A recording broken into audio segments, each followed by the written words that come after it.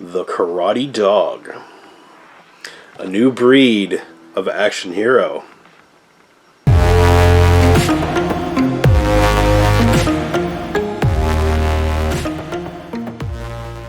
The Karate Dog is, I guess, a kid's movie. Your main protagonist is this guy right here, Cho-Cho the dog, voiced by Chevy Chase, of all people. This isn't the first time that Chevy Chase played a talking dog. If you remember, he did it way back in, I think it was 1980 with Oh Heavenly Dog, where he did the voiceover for Benji.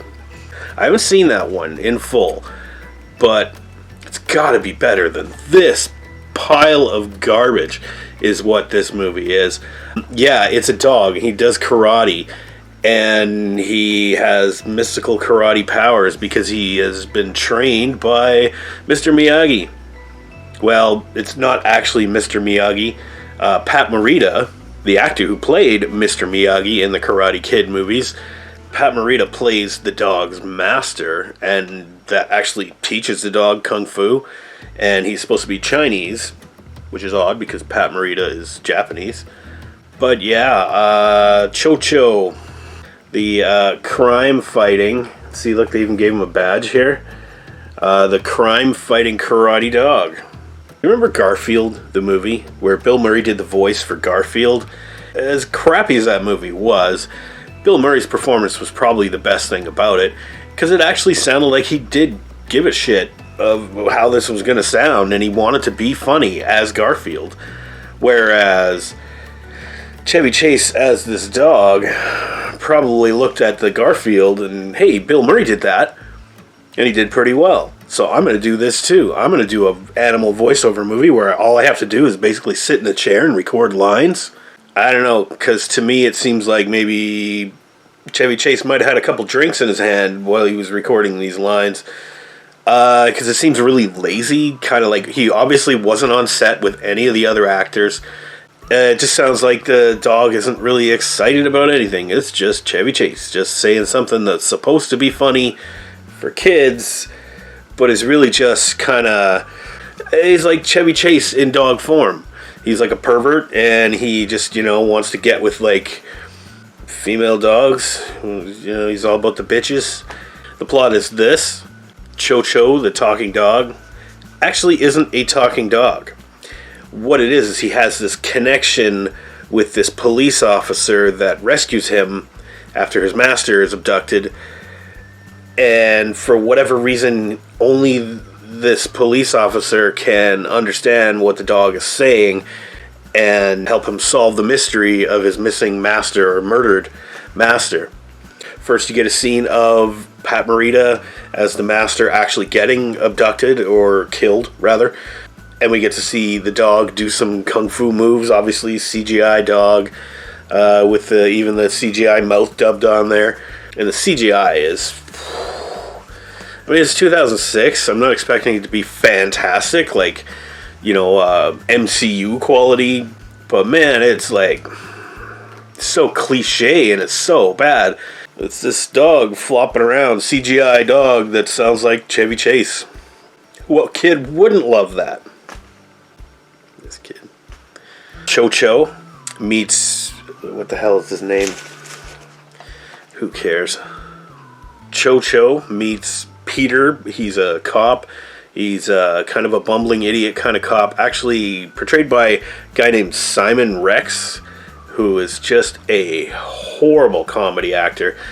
Yeah, it's bad. The acting is so bad, and this revelation scene where the cop actually finds out that he can talk to the dog, it's so cliche, and it's full of dog jokes and fart jokes, and that came up, and I was like, this is gonna suck so hard.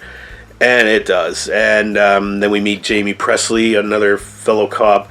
Beautiful lady, but her acting isn't really there. I mean, she's fine enough for this shitty kids movie, but the lines they make her say are just horrible, and their supposed like romance, on again, off again romance between the two cops, it's so like did a 14-year-old write this?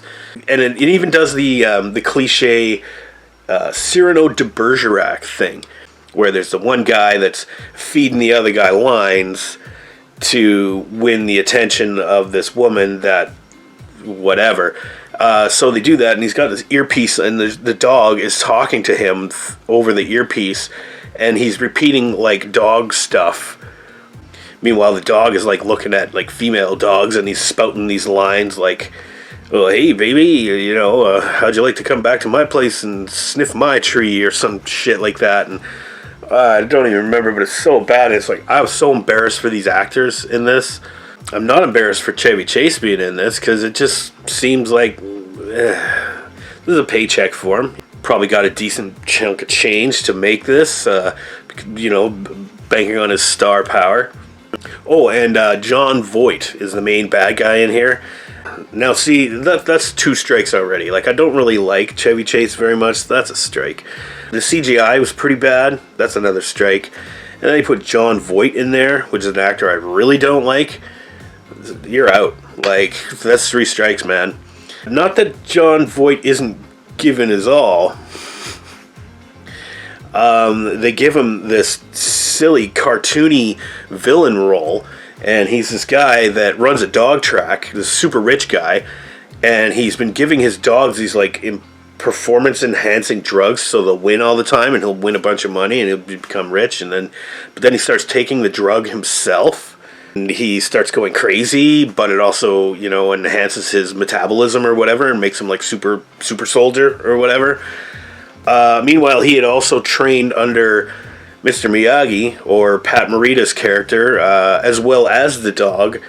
So the karate dog and this enhanced crazy old guy have this stupid Matrix-style CGI battle in the end, and Jon Voight, I mean, actually his performance, as much as I don't like that guy, was one of the brighter spots in the movie, because it's like, well, he wasn't taking it seriously, but he was trying to be funny, and he was the closest to being funny in the entire movie than anything else was. But man, it's super slapstick. It's full of like dumb dog jokes. Like, there's one spot where they're supposed to be solving this case, and there's somebody who's meanwhile been kidnapped, and they've got to go rescue them, but for whatever reason, there's time for the dog to throw a party at the detective's house, you know, just to have a big dog party and do a bunch of dog jokes and CGI dogs doing human things, and like weirdly posed dogs, like, you know, they pose them around the poker table like the classic painting, and like everything is so cliche in here, and the dog CGI humor is just not funny. Like, even for little kids, it's a little too racy, like, you know, dogs sniffing each other's butts and stuff, and all about mating and puppies and whatever. Like, I was expecting a laugh at this, like at how bad it was, and I did a lot, so I guess it was kind of entertaining, but it just fails. It seems so lazy, to be honest.